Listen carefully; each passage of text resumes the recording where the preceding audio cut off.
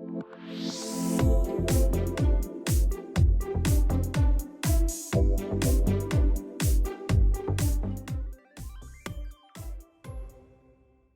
everyone, and welcome back to my channel. If you're new here, then welcome to my page. If you're a hairdresser, then please check out my other videos. I've got lots of content for your hairdressing career. Please subscribe and give me some thumbs up, some likes, and leave me some feedback. It's always great to hear from you and connect with you all as well. If you've been here before, then welcome back. It's great to see you again. Here we are, currently Christmas 2021. As you can see, I thought I'd sit appropriately in front of the tree as it is Christmas. We've had Christmas last weekend, we've got New Year coming up this weekend, and it's that time where it's just weird. You don't know what day it is, what you did yesterday, what you're doing tomorrow. You're eating all the leftover food from Christmas, and I am desperately trying to make my way through all the chocolate and sweet stuff before the diet starts in New Year. And I'm not really working. You know, I've got a few bits to do here and there, but I'm trying to make the most of my time off and having some rest. But it's that strange time of year. So I hope you all had a wonderful Christmas. And what I thought I'd plan for this video is, as the new year is coming up, as 2022 is coming up, I thought I would share with you my tips on how I get the best out of my career. And I think by following this, it's really, really going to benefit you by having a plan in place for your business, for your career. Finding the right work-life balance is so tough. I mean, in my first few years, I really struggled because obviously, as a self-employed hairdresser running this myself, I was completely doing it on my own. Not only did I have all the hair to do, but I had to do all the bookkeeping, the stock taking, all of the admin, appointments, talking to people. All that had to be done by me. So obviously, when you first start your business up, you're just kind of getting through it all. You're just doing it. And I found in the end, I was so stressed. I didn't have time for anything. I was work. I was waking up in the night thinking, oh, I need to do this and I need to do this. And I was snapping because I was getting tired. I was really burning myself out. And I thought, right, something's got to give here. I go to work for a better life, to earn more money, you know, and I went self-employed because I thought I want to be in full control of my life. And what I'd done is basically ran myself into the ground, was working as many hours as I could, and then missing out on what I actually wanted to be doing, the things that made me happy, spending time with my children, being at home, having those trips out, those weekends away. I was really struggling.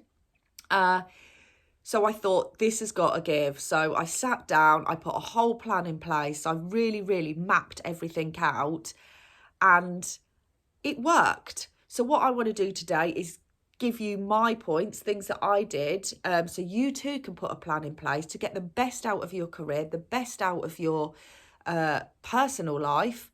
Not only is it going to make you happier, it's going to make you healthier. You're going to sleep better. You're going to know what you're doing tomorrow, what you're doing next week. You've got all of these in place. If somebody asks you to do something, you can say, yeah, that's fine. I can do that. I know what is happening. I know I'm doing this day. Everything's in order.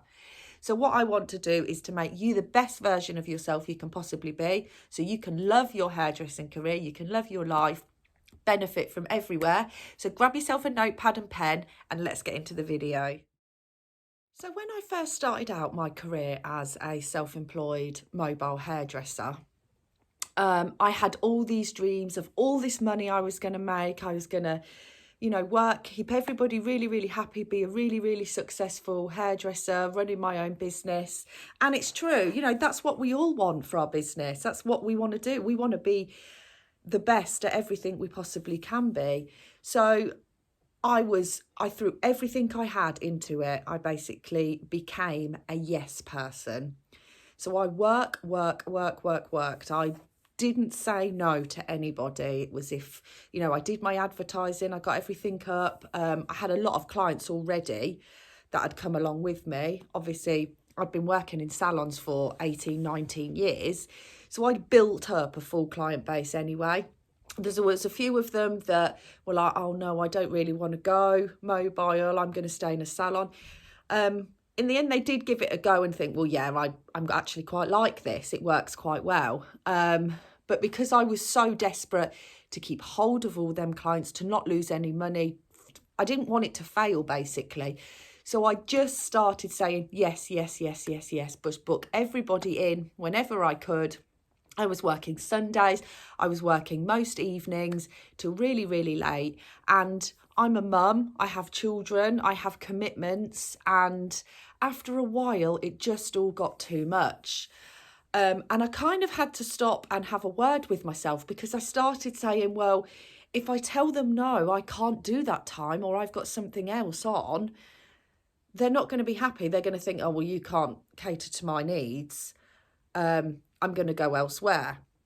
And that kind of held me back. I was scared to say no and tell them what I actually wanted, when in actual fact, the reason I'd done it was because I wanted control. I wanted more of a life. I didn't want somebody to say, yes, you can go on holiday that week, or yes, you can have this time off, or yes, you can go and take your daughter to this place. I wanted to be in control. I thought, I've worked so hard my whole life, like I want to start feeling the benefits of this. But because I'd lived so long like that, kind of my mind was like, no, this is how it has to be. You have to work hard. You have to put everything you've got into it and sacrifice everything else. When I thought, well, that's actually not true. People want me for me. You know, I am a really good hairdresser. And if they don't agree with that, then do I want people because I'm convenient to them, or because they genuinely want me? Then they should genuinely wait for you when you're available as well and want the best for you. So I kind of had a big word with myself and said, right, I need to plan this. I don't want to be working every night. I don't want to be working all weekends. I've got to get that control and that power back. And as someone that was completely new to it, it was a hard thing to do, but I did it. So I sat down, and this is what I want you to do now. Grab your notepad and pen and think about what hours you want to be working. You know, have you become a yes person that is scared to say no to anyone? If somebody wants that appointment for a full head of highlights at 8 o'clock at night, do you say yeah, but you think, I don't really want to be doing that. I want to be at home chilling. But do you say it because you think, I daren't say no to you? So are you that kind of person? But what I want you to do is really write down what hours you actually want to be working and think about it. So my first one, when I sat down, was Saturdays. Now, obviously, I started my career when I was 14 as a Saturday girl down at a local salon.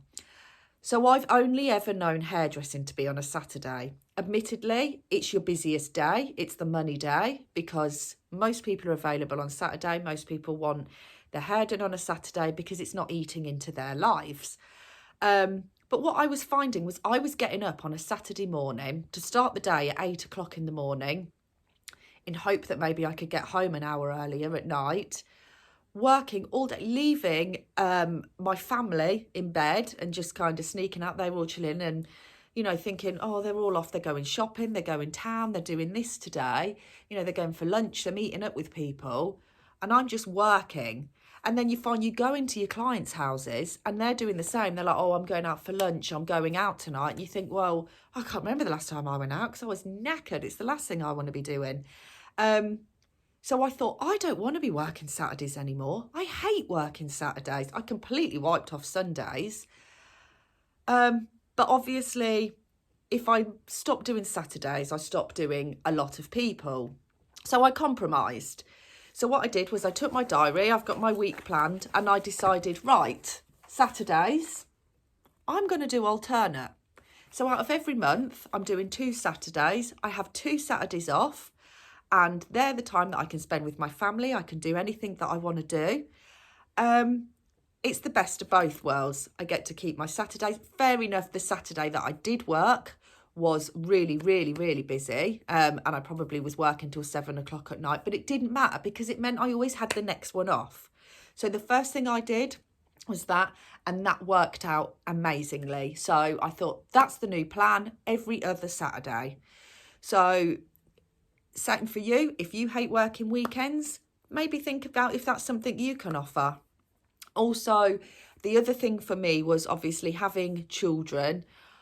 I wanted to be a mum that was there, and I felt like when I was really, really busy, I wasn't there a lot. I was going, oh, can you go here and I'll pick you up there later? No, there's a pizza in the freezer for tea. And I was getting home later, wasn't really eating properly. So I thought I want to be able to spend time with them. I want to be able to pick them up from school. I want to be able to have that chat with them. If they've got any problems, to be able to come to me. I don't want them to think, oh no, mum's too busy. So I decided that I would finish at 3 o'clock, Monday to Friday. So I basically, on a Monday, I work 9 till 3. I drop them off in the morning and pick them up at 3:15 when they come out. Same on a Tuesday, same on a Thursday, and same on a Friday. So that gave me 6-hour days. I can do 3 lots of highlights in that. That's still plenty money. And then a Wednesday. Now, on a Wednesday, my children go to their dad's house. So they're straight from school, they would go to there, which gave me a longer day. I didn't need to be there for them on that day. So I thought, right, clients like an evening. They like a later night that doesn't eat into their weekends. So I decided to offer a Wednesday as my late night. And I found then that I was working 9 till 9, which I was absolutely fine with. I know 12-hour, 13-hour days seem a lot, but I was happy to do that. And because I'd gained the time the other days, I'd got my alternate Saturdays, I'd got my 3 o'clock every other day finish. So working that Wednesday, working that really, really long day till 9 o'clock at night didn't seem so bad. So this is what I want you to do. I want you to write down, I want you to really think about it and think, right, what am I missing out on that is making me unhappy? Because you are in control. This is your business. You have the power to do this. If you don't want to work Saturdays, don't work Saturdays. You know, if you want a day off in the week, do it in the week, you know, but put a plan in place and stick to it. And don't go over it. If people start saying, oh, I like a Thursday night though, Wednesday night's no good for you, you say, right, well, I can offer you a Saturday morning or a Saturday afternoon on these dates. But unfortunately, Wednesday is my late evening. Because if you start negotiating, you're in your own mind, you're going, well, I know I've made those rules, but they're not really going to stick to it. And also you're telling that client too that they can negotiate with times with you. So stick to it, put your times in and do what you want. It's all about what you want and the business that you are creating for yourself. So a big part of our business is obviously the admin time. We have a lot of paperwork to do. Obviously there's our bookkeeping and accounts. We obviously need to track of all our money coming in and logging it all. So when it comes to the time of year when you do your self-assessment and your tax return and all of that, it's all ready and in place. You're not panicking last minute. It took me a while to get into that because it's not a great job. It's a bit of a boring job. And then I would get a few months behind and just have chaos trying to organise it. And I'm one of these, whereas if I've got something on my mind, I will wake up in the night thinking about it, and I was finding myself, it was bothering me. So I knew I had to do something to kind of get myself in control of doing this. We have our stock taking. Obviously, the last thing we want to be doing is turning up to somebody's house and we've got no 6% or, 5.0 when that's what we want. So obviously we need to do a stock check regularly and order it, make sure we've got it. So we need to make sure we've got time for that. Appointments, updating social media, all of that stuff takes time. And if you don't do it, it can all play on your mind, mess with your mind a bit, and you just feel a bit untied. I don't know about you, but I do. I felt a bit kind of untidy and messy, like I was losing grip on it all. It's all good going out, working, but there's all this behind the scenes stuff that needs to be kept done as well. So what I did decide was that I was going to give myself time once a week to make sure that I had the time for this to be done. So what I did was I went back through all of my diary for the past few years and had a look did a bit of a write it out and saw which day, hours, which chunk of the week was my quietest, where perhaps I would have a few free hours. And I went back and I found that on a Tuesday morning, I was generally not very busy. It was kind of, I'd do the odd cut.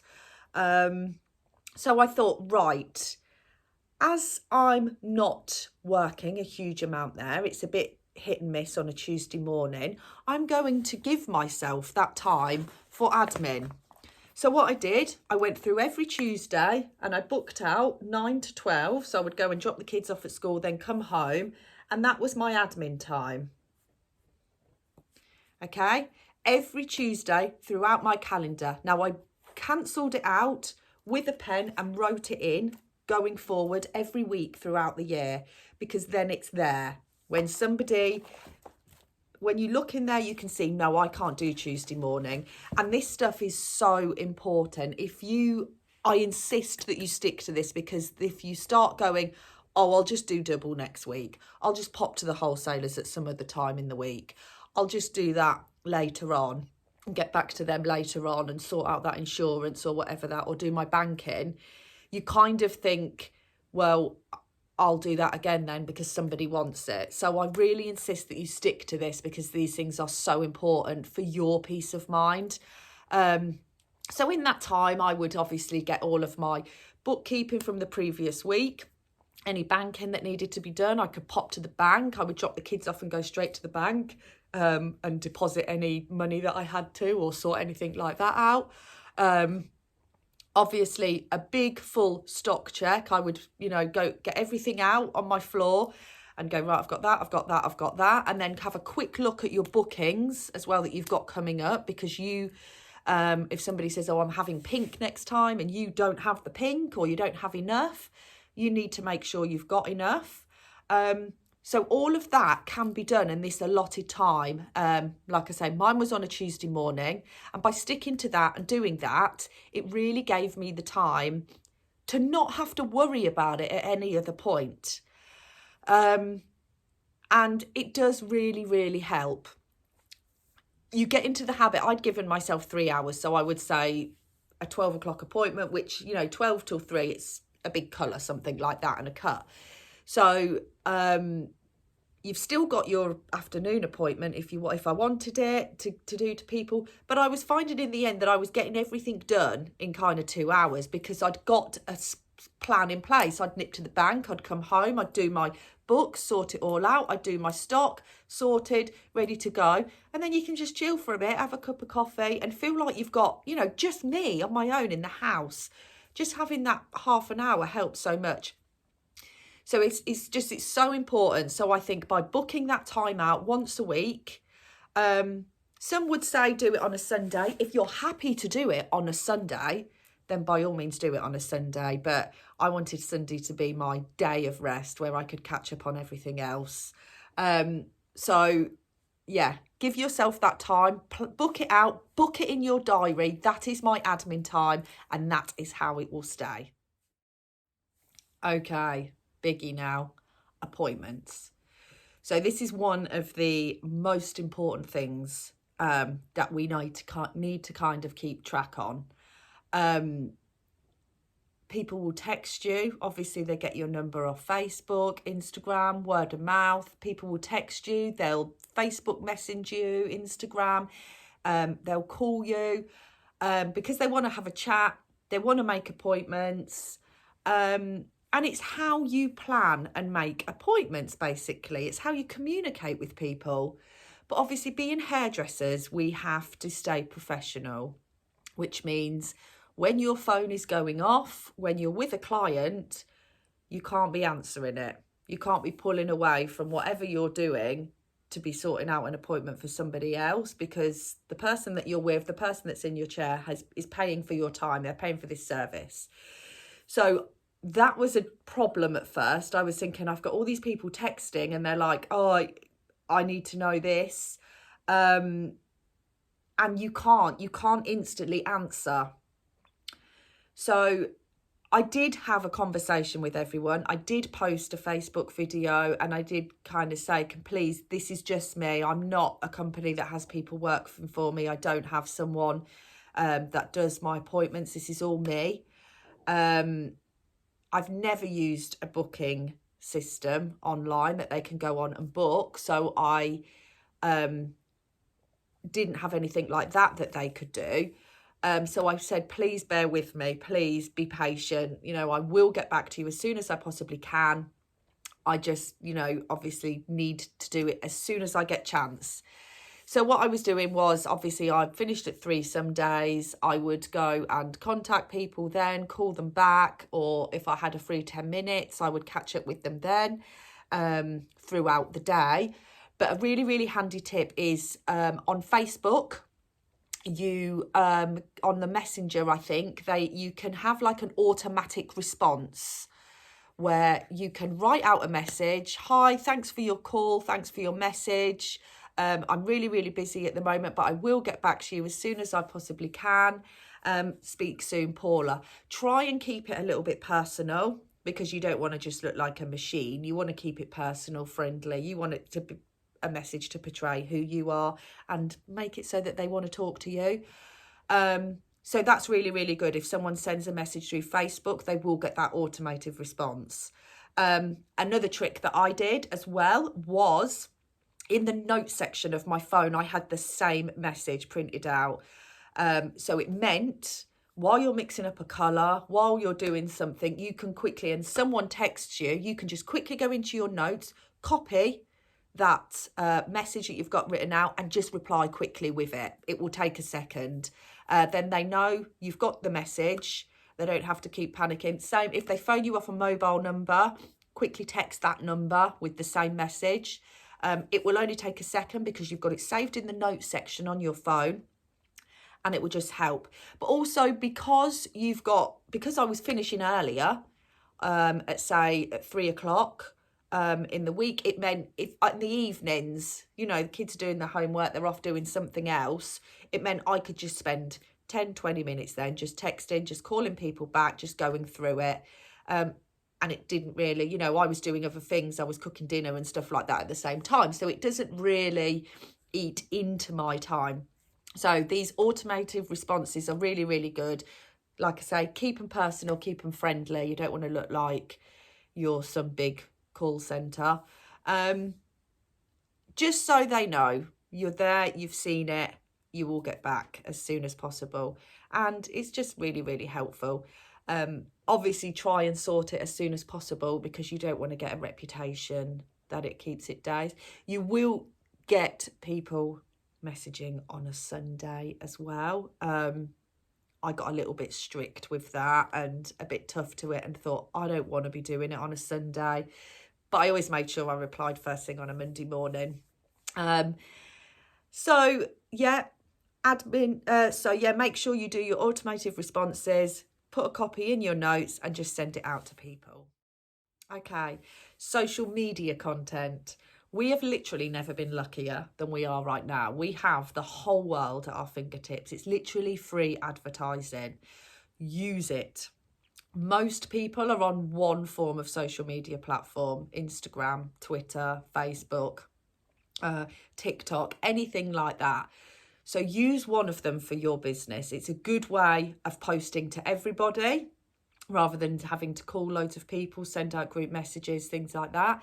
So it's a good way of directing things at everybody. You can just do a quick video like this and post it up with information. Advertising, showcasing your work, things that have happened to you. Obviously, if you're a mobile hairdresser or you're working on your own as a hairdresser, people want to know you. They want to know who's doing their hair. So if any big events happen in your life, post them up there. I last year climbed 2 mountains. I did Snowdon and Scarfell Pike. And anyone that knows me knows this is a massive deal. I don't do things like that. But I posted them, and I posted them on my social media business pages, and everyone was so happy. And it's so nice. They get an insight into your life. It keeps it that bit more personal. Hairdressing is a hugely personal thing. So they get to know, and then they can say, oh, I can't believe you did that. I did that, blah, blah, blah, blah, blah. So things like that, keep it posted. Now, plan your content. You can use your admin time to do this. This is what I was doing, and I was just writing it out, what I was planning to do. And then you can basically post this at any time you want during the week if it's done and saved in your phone. You don't want to be posting loads of things at once. Obviously, any hair cuts, colours, anything like that, styles that you're really, really pleased with, you want to show the world, this is what they come to your page for. Post your hours on there, your price lists, any specialities you have that you think you're really, really good at, post them, and go with busy times. If you post something at, say, 12 o'clock on a Wednesday, it may not be seen as well as if you post it on a Sunday morning when everyone's laying in bed with their coffee scrolling through social media.